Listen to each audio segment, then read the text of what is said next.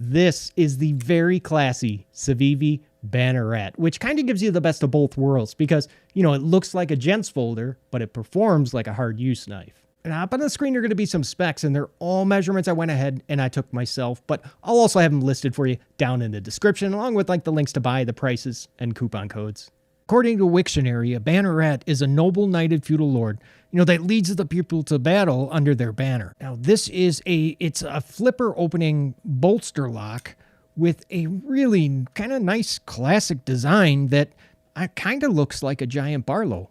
I'm a big fan of bolster locks because, as a lefty, I honestly don't have to worry about keeping my fingers off that lock bar during deployment. Now, it's a 3.48 inch drop point in Nitro-V steel, which is seriously one of my favorite budget blade steels because of its excellent toughness and corrosion resistance. And the edge retention is really good. It's kind of similar to 14C 28N Sandvik.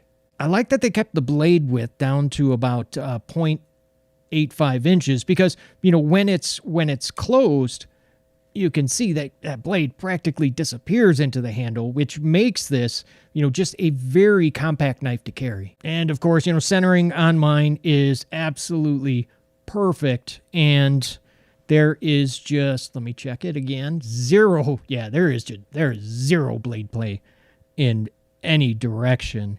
Now, the small flipper tab, you can see it not only does that help to minimize the amount of room, that this takes up in your pocket, but it also gives you more usable edge when you're cutting on a flat surface. I got to admit though, that small flipper tab, it does have an effect on the action, which I'm going to show you here in just a minute. The 4.42 inch handle features a stainless steel lock bar and then some micarta scales. As you can see, there's plenty of room for my medium-sized hand, and it really does give this entire knife an impressive blade-to-handle ratio. I'm so glad that they decided to put these speed holes, on, both sides of the handle, because it really does help to keep that weight down to just under 4 ounces at about 3.9. Now, to make my point about the action, I have to bring in another CIVIVI knife, and if you own the Cetos,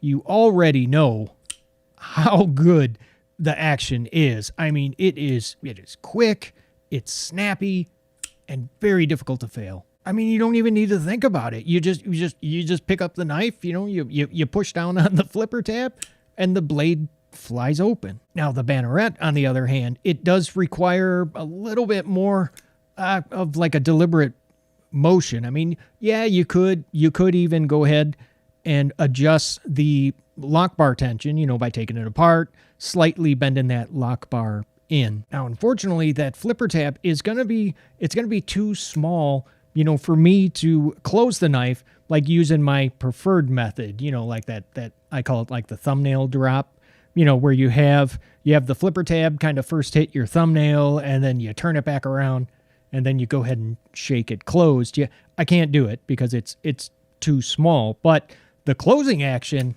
I must say, is excellent. I mean, it was dropping shut. Oh yeah, right out of the box.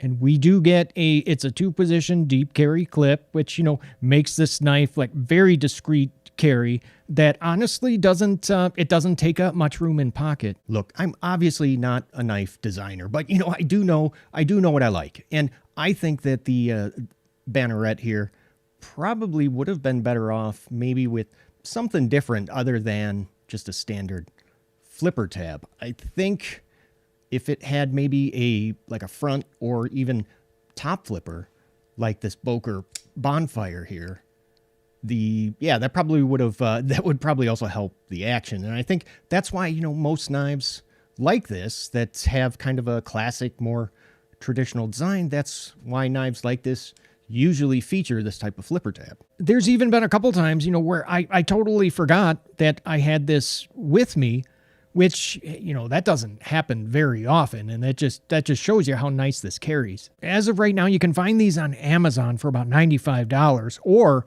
for even a couple bucks less, you could get the version without a coated blade. So if you're looking for something that, carries like a gents folder, but can handle just about anything that that you throw at it with just a tough corrosion resistant blade steel, oh yeah, this is the one to get. Right about now, there's a video up on the screen that I personally picked out for you to go ahead and watch next. And hey, if you haven't already, consider subscribing if you're looking for knife reviews that get right to the point. All right, I gotta run, but thank you so much for watching. Love you guys, and I'll see you at the next video. Take care.